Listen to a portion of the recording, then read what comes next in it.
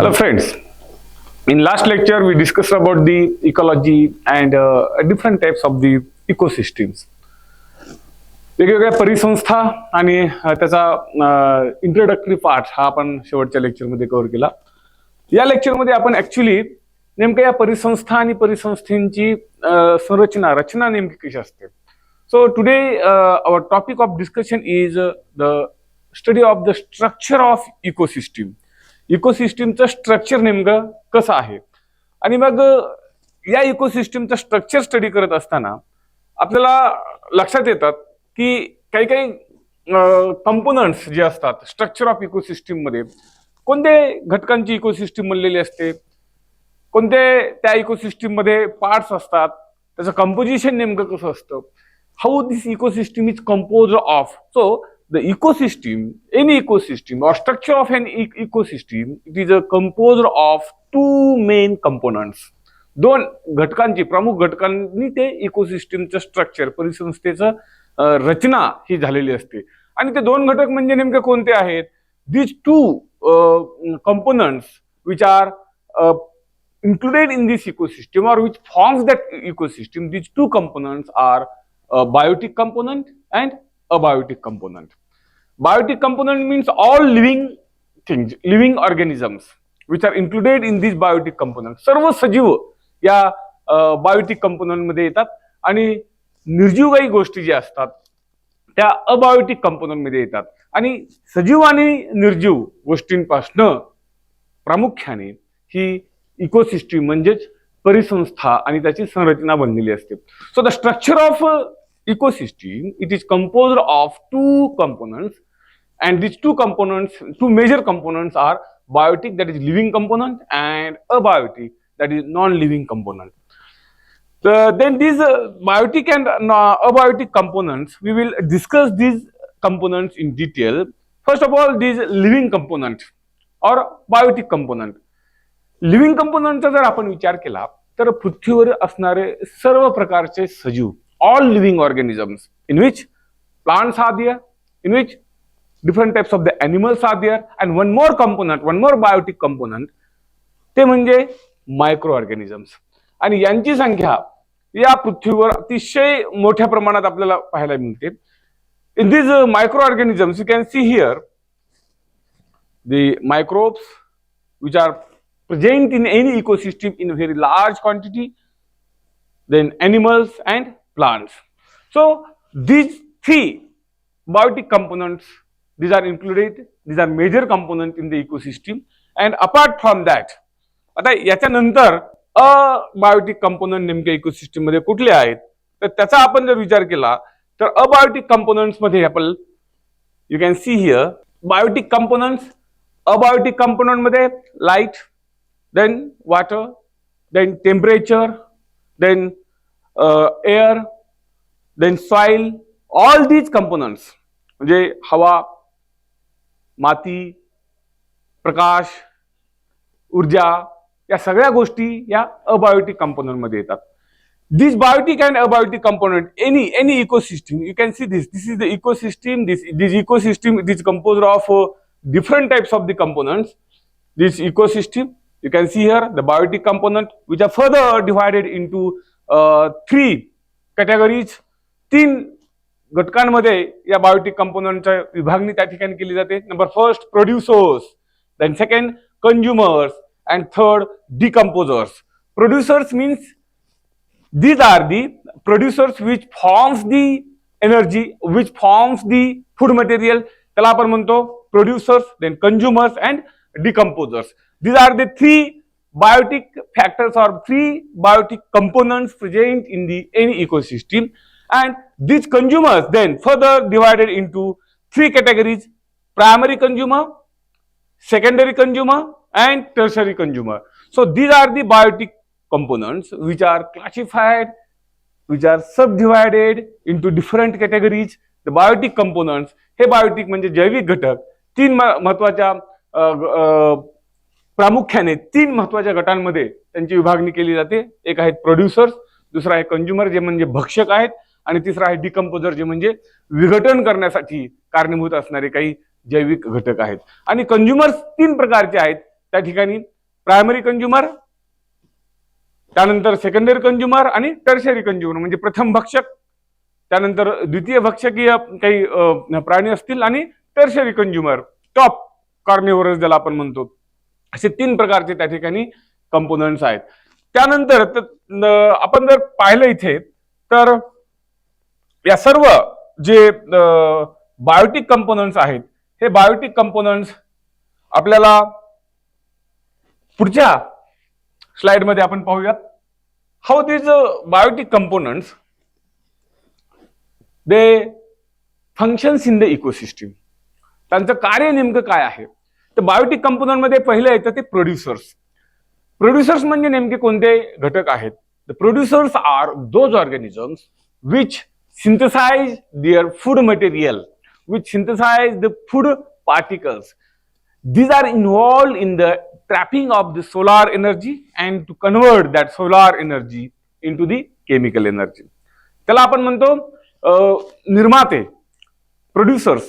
आणि या प्रोड्युसर्स मध्ये सर्व प्रकारचे प्लांट्स येतात, सर्व प्रकारचे अल्गी येतात, सर्व प्रकारचे छोटे छोटे गवताळ प्लांट येतात, सर्व प्रकारचे श्रब म्हणजे झुडपे येतात, सर्व प्रकारचे उंच उंच असणारे ट्रीज येतात. हे सर्व या प्रोड्युसर मध्ये की ज्यांच्यामध्ये ग्रीन कलरचे, हिरव्या कलरचे एक घटक जो कारणीभूत असतो सोलार एनर्जी ट्रॅप करण्यासाठी, सूर्यापासून आलेली एनर्जी ट्रॅप करण्यासाठी जो हिरव्या कलरचा घटक कारणीभूत असतो त्याला म्हणायचं हरित लवके. आणि हे हरित लवके या प्लांट्स मध्ये, या प्लांटच्या लीफ मध्ये असतात. आणि ते हरित लवके सूर्याची एनर्जी जी आहे ती सूर्याची एनर्जी कन्वर्ट करतात केमिकल एनर्जीच्या फॉर्म मध्ये. आणि हे प्लांट्स, हे सर्व वनस्पती काय करतात तर सोलार एनर्जीचं कन्व्हर्जन अन्नामध्ये, त्यांच्या अन्नामध्ये करतात. प्रोड्युसर्स म्हणून त्यांना म्हटलं जातं की these are the only organisms on the earth. हे एकमेव असे सजीव आहेत पृथ्वीवरचे की ज्यांच्यामध्ये ॲबिलिटी आहे, ज्यांच्यामध्ये ती क्षमता आहे. कोणती क्षमता आहे की conversion of the solar energy into the chemical energy in the form of food, in the form of food material. आणि म्हणून त्यांना आपण म्हणतो प्रोड्युसर्स. पृथ्वीवर हे एकमेव प्लांट्स, हे असे एकमेव सजीव आहेत, वनस्पती हा एकमेव सजीव आहेत की जे सोलार एनर्जीचं कन्व्हर्जन केमिकल एनर्जी मध्ये करून ती केमिकल एनर्जी सर्व लिव्हिंग फॉर्मसाठी, पृथ्वीवरील सर्व लिव्हिंग फॉर्मसाठी उपलब्ध करून देतात. आणि ऊर्जेचा स्रोत म्हणून त्या ठिकाणी ते फूड मटेरियल आपण वापरतो. So this is the photosynthetic reaction. You can see here, this is the reaction 6CO2 plus 6H2, actually 12H2.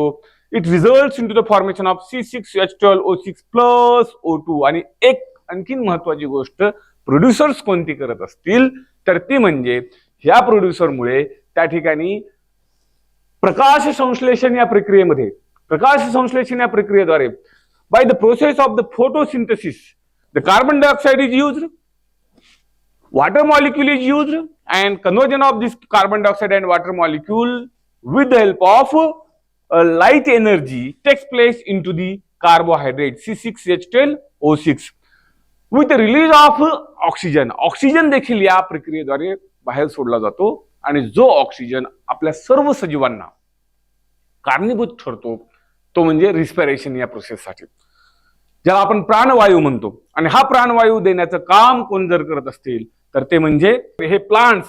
All these types of the plants, these are responsible for what we call it as a formation of this oxygen. आणि ही प्रकाश संश्लेषण प्रक्रिया, photosynthesis प्रक्रिया ही कारणीभूत असते. Actually what for this photosynthesis process is responsible for the, you can see this is the photosynthesis process. CO2 plus H2O, this is the sunlight, okay, and these are the chlorophyll pigments. It results into the formation of the sugar molecule. This is the sugar molecule, and the oxygen is released out in this process. And this process is very important. And this process, it only takes place in the producers.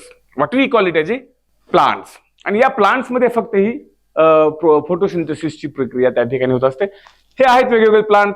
Plant मध्ये हे सगळे algae, शेवाळ येतात, हे grasses येतात सर्व प्रकारचे, आणि मोठमोठे ट्रीज देखील त्या ठिकाणी प्लांट्स मध्ये येतात. आणि हे सगळे प्लांट्स, सर्व प्लांट्स हे प्रोड्युसर म्हणून त्या ठिकाणी काम करतात. तर हा अत्यंत महत्वाचा बायोटिक कंपोनंट मधला हा घटक या कुठल्याही इकोसिस्टीम मध्ये प्रेझेंट असतो. आणि त्यानंतर दुसरा महत्वाचा घटक इकोसिस्टीम मध्ये जर कोणता असेल तर तो आहे कंझ्युमर्स. आता कंझ्युमर्स नेमके काय आहेत? प्रोड्युसर म्हणजे आपल्याला माहिती आहे की सर्व प्रकारचे प्लांट्स, आणि हे प्लांटचं कार्य काय आहे? What is the function of this producer? What is the work of this producer? To trap the solar energy and convert it into the chemical energy in the form of carbohydrates. सूर्यप्रकाशची जी energy आहे ती प्रकाश संश्लेषण प्रक्रियेद्वारे ती energy घेणे आणि त्याचं कन्व्हर्जन कशामध्ये करणे? तर केमिकल एनर्जीमध्ये, म्हणजेच कर्बोदकांमध्ये त्या सोलार एनर्जीचं कन्व्हर्जन करणे हे प्रोड्युसरचं काम आहे. आणि तेच कर्बोदके सर्व प्रकारच्या सजीवांसाठी आपल्याला एनर्जी म्हणून आपण ते वापरतो. आता कंझ्युमर्स नेमकं काय, त्या ठिकाणी त्यांचं कार्य काय आहे, त्यांची नेमकी पोझिशन त्या कुठल्याही इकोसिस्टीम मध्ये काय आहे? तर कंझ्युमर्स हे हेट्रोट्रॉपिक ऑर्गॅनिझम्स असतात, परोपजीवी आपण ज्यांना म्हणतो. These consumers are heterotrophs in nature. These are the animals which are dependent on the plants, which get their food and nutrition from the plants. हे असे सजीव आहेत जे त्यांचं अन्न प्लांट्स कडनं घेतात, प्लांट्स पासून त्यांचं अन्न मिळवतात आणि त्यांना आपण म्हणतो कंझ्युमर्स. या कंझ्युमर्स मध्ये 3 कॅटेगरीज आहेत. एक आहे प्रायमरी कंझ्युमर, दुसरा आहे सेकंडरी कंझ्युमर आणि तिसरा आहे टर्शरी कंझ्युमर. प्रथम भक्षके ज्याला आपण म्हणतो, कंझ्युमर्स म्हणजे भक्षके, प्रथम भक्षके, द्वितीय भक्षके आणि तृतीय भक्षके, असे 3 टाईपचे कंझ्युमर्स कुठल्याही इकोसिस्टीम मध्ये असतात. आणि हे 3 कंझ्युमर्स म्हणजे primary consumers are completely dependent on the producers. These are dependent on the plants for their food and nutrition. Primary consumer मध्ये याच्यामध्ये नेमके कोणते कोणते घटक येत असतील किंवा कोणते कोणते सजीव येत असतील प्रायमरी कंझ्युमर मध्ये, तर आपण विचार करू शकतो की प्लांटला खाणारे किंवा प्लांटवर जगणारे घटक कोणते, प्लांट पासून त्यांचं अन्न घेणारे घटक कोणते आहेत? तर ते म्हणजे त्याच्यामध्ये येतात insects, all types of the insects, then rat, then goat, then deer, cow etcetera. ससा असेल किंवा गाय असेल किंवा हरिण असेल किंवा वेगवेगळ्या प्रकारचे कीटक असतील, या सगळ्या हे जे सर्व प्रकारचे जे सजीव आहेत हे सर्व सजीव हे प्रायमरी कंझ्युमर या कॅटेगरीमध्ये येतात. आणि primary consumers are what we call it, these are the herbivores. Herbivores means what, की ते या प्लांट्स पासून त्यांचं काय घेतात? अन्न घेतात, त्यांची फूड त्या ठिकाणी मिळवतात. सेकंडरी कंझ्युमर्स दुसरा म्हणजे कंझ्युमर्स प्रामुख्याने 3 प्रकारामध्ये त्याचं कॅटेगरायझेशन केलेलं आहे, 3 प्रकारामध्ये त्याची विभागणी केलेली आहे. कंझ्युमर्सची भक्षकांची 3 प्रकारामध्ये विभागणी केलेली आहे. प्रायमरी कंझ्युमर प्रथम भक्षके, सेकंडरी कंझ्युमर द्वितीय भक्षके आणि टर्शरी कंझ्युमर म्हणजे तृतीय भक्षके. आता हे सेकंडरी कंझ्युमर्स ज्याला आपण म्हणतो ते कंझ्युमर्स म्हणजे पूर्णपणे प्रायमरी कंझ्युमरवर डिपेंड असणारे आहेत. These are called as carnivores. Carnivores म्हणजे मांस खाणारे हे सेकंडरी कंझ्युमर हे ॲनिमल्स असतात. म्हणजे मांस खाणारे मीट इटर ज्याला आपण म्हणतो हे ॲनिमल्स असतात. आणि हे कुणाचं मांस खातात किंवा कुणाच्या मांसावर ते जगतात, तर ते म्हणजे इन्सेक्ट्सला खाणारे जे काही ॲनिमल्स आहेत किंवा रॅटला खाणारे जे काही ॲनिमल्स आहेत किंवा ससा, हरिण, कोल्हा, कुत्रा यांना खाणारे जे काही ॲनिमल्स आहेत त्यांना आपण काय म्हणतो? Secondary consumers. The secondary consumers are the primary carnivores. ते प्रथम काय म्हणतो आपण त्याला? मांसाहार करणारे सजीव आपण त्यांना म्हणतो. आणि ते प्रायमरी कंझ्युमरवर डिपेंड असतात for getting their food and nutrition. Example आहे frog, then cat, then snake किंवा small birds. These are the examples of what we call it as a secondary consumers.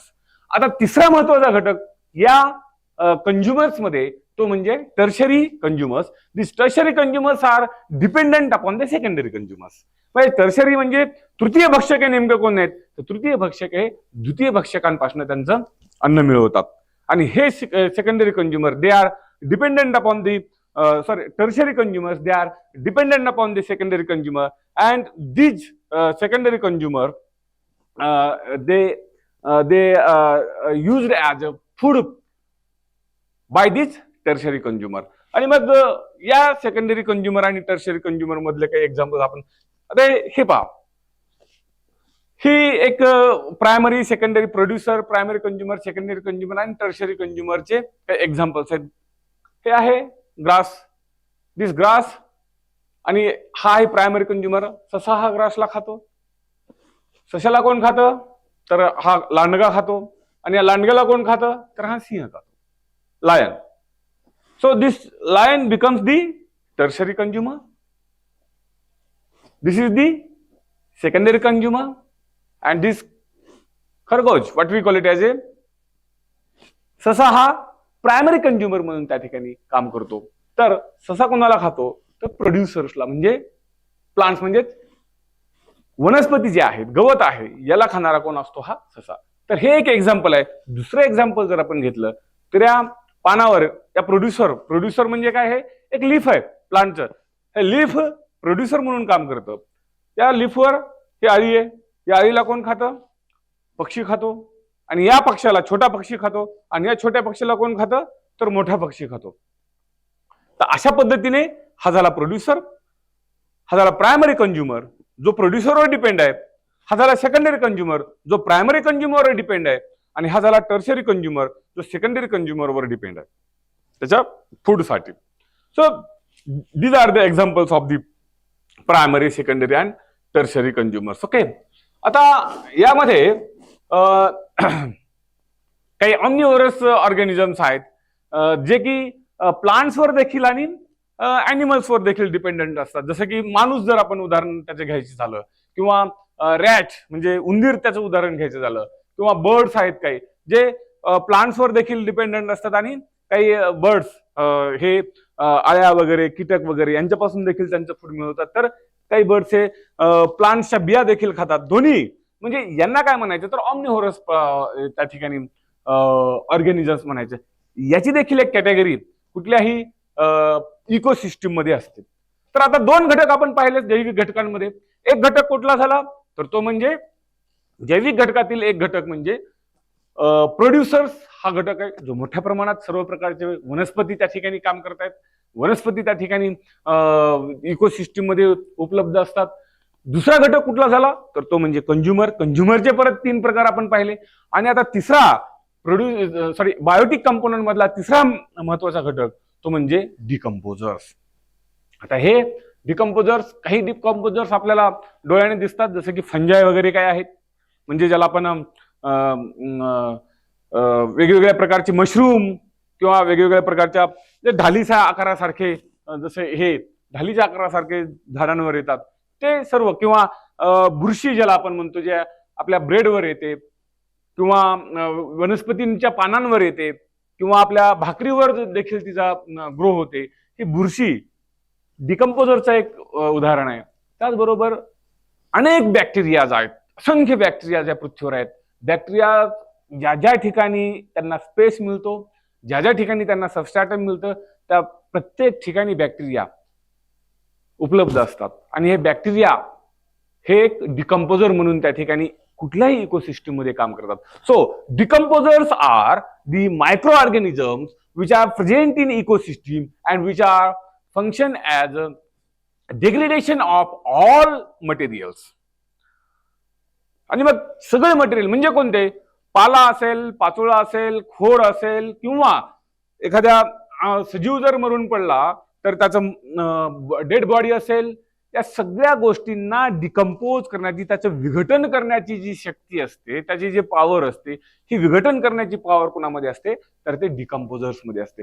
हे डिकम्पोजर्स हे अत्यंत महत्वाचा घटक त्या इकोसिस्टम मध्ये आहे. आणि या डिकम्पोजरमुळेच सर्व पाला पाचोळा किंवा डेड बॉडी याचं डिकम्पोजिशन होतं आणि ते परत मातीमध्ये मिसळलं जातं. So this decomposers, these are the organisms which attack on the dead bodies of the producers and consumers, and they decompose them into the simpler compounds during the decomposition process. आणि simpler compounds मध्ये त्यांचं decomposition होतं.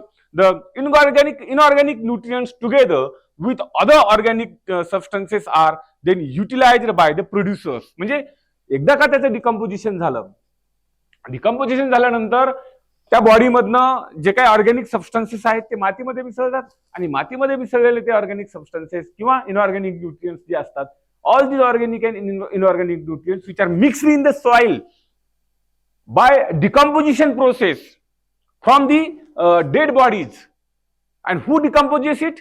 The decomposer decomposes these bodies and mix all organic and inorganic nutrients into the soil, and then from soil again producer get these organic and inorganic nutrients, and they get the organic inorganic nutrient for their growth and development. तर अशा पद्धतीने डिकम्पोजरचं देखील कुठल्याही ecosystem मध्ये अत्यंत महत्वाचं त्या ठिकाणी काम असतं.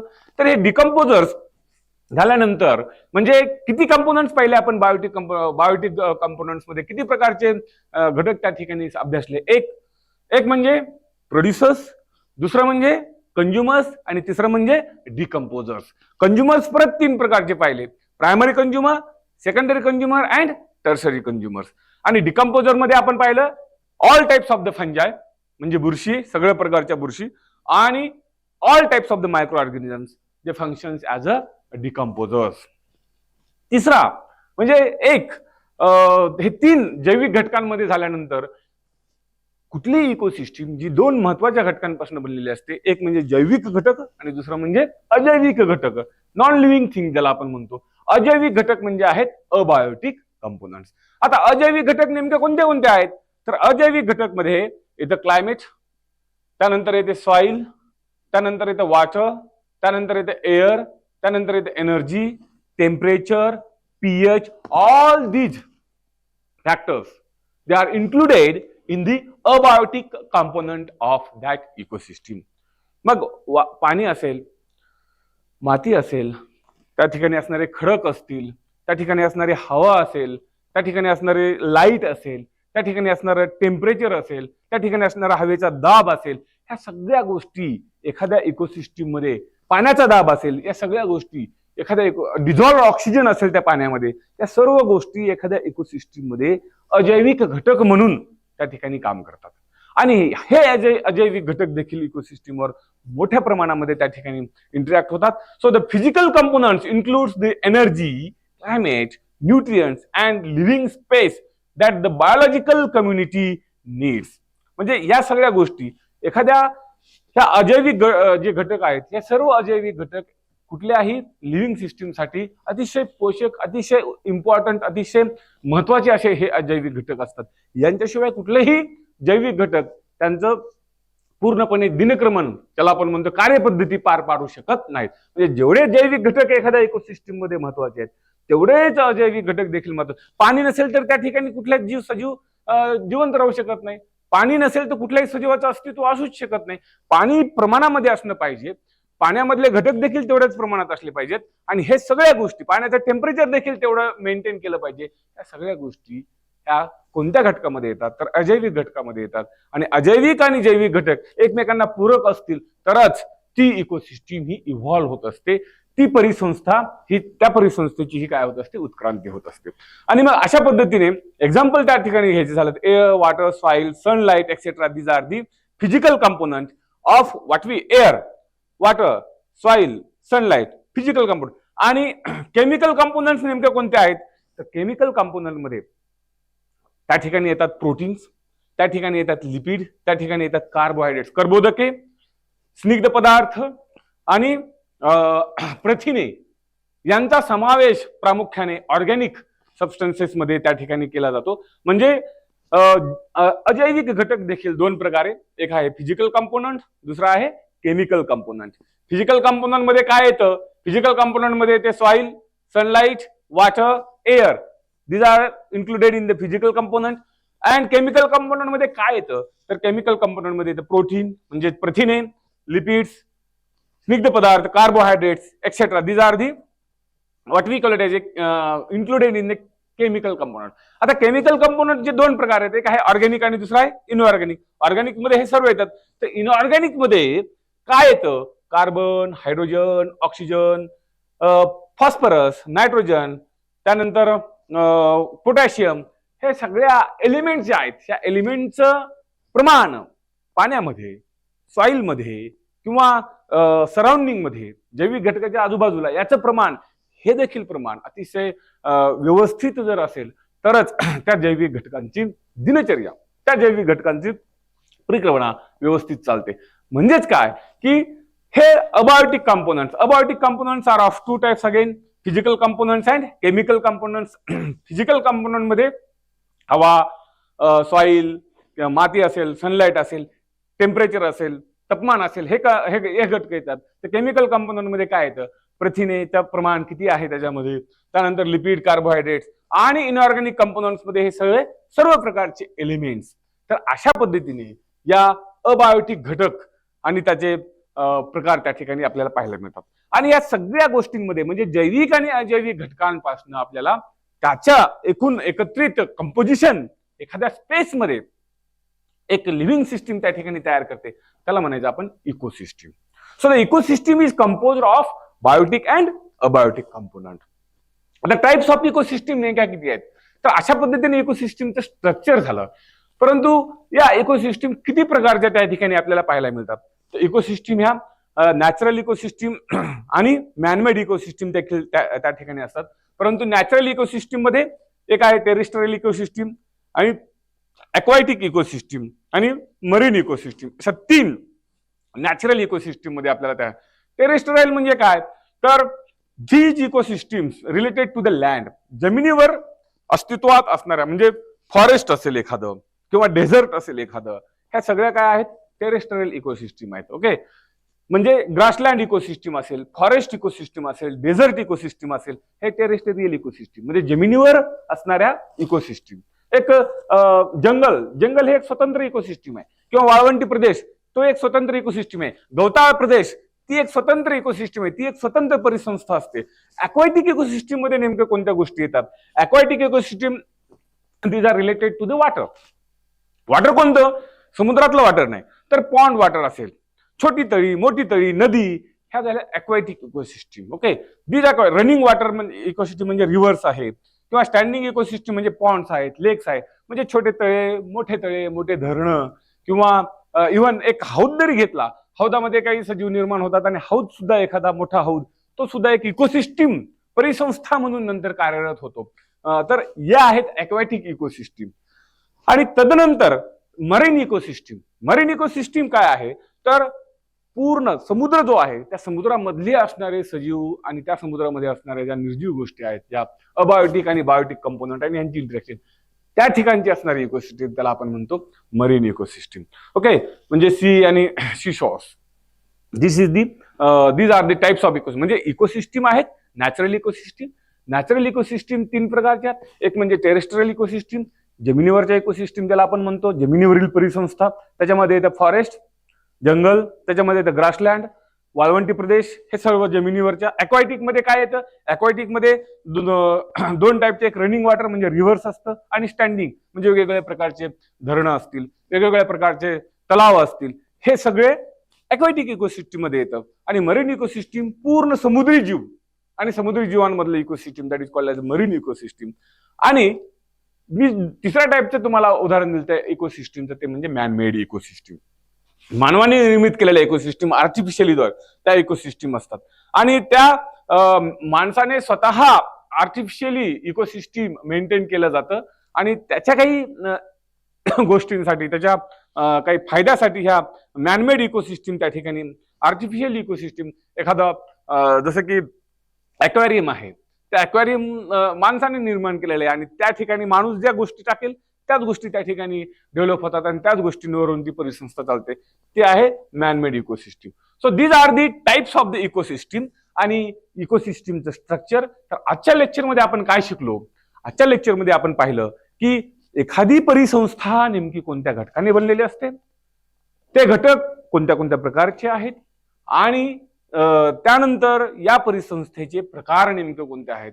तर या सर्व गोष्टींचा अभ्यास, all these studied we have studied in today's lecture.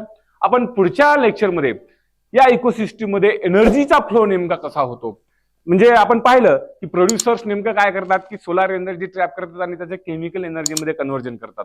तर हा एनर्जी फ्लो आपण आपल्या नेक्स्ट लेक्चरमध्ये पाहूयात. मी थांबतो. धन्यवाद.